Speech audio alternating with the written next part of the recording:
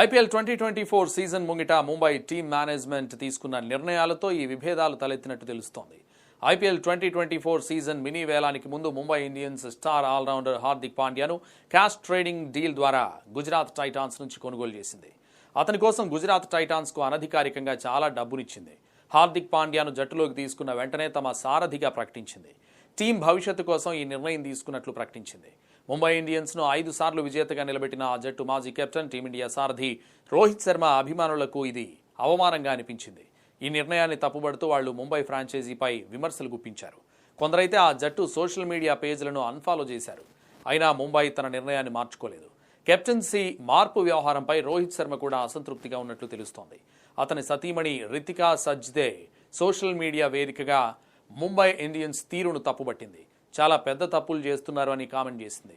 మరోవైపు star pacer Jasprit Bumrah సైతం ఈ నిర్ణయాన్ని స్వాగతించలేకపోయాడు. రోహిత్ తర్వాత ముంబై సారథ్య బాధ్యతలు అందుకోవాలని భావించిన బుమ్రాకు హార్దిక్ పాండ్యాను కెప్టెన్ చేయడం నచ్చలేదు. సోషల్ మీడియా వేదికగా తన అసంతృప్తిని పరోక్షంగా తెలియజేశాడు. ఇక సూర్యకుమార్ యాదవ్ సైతం గుండె పగిలిందని కామెంట్ చేశాడు.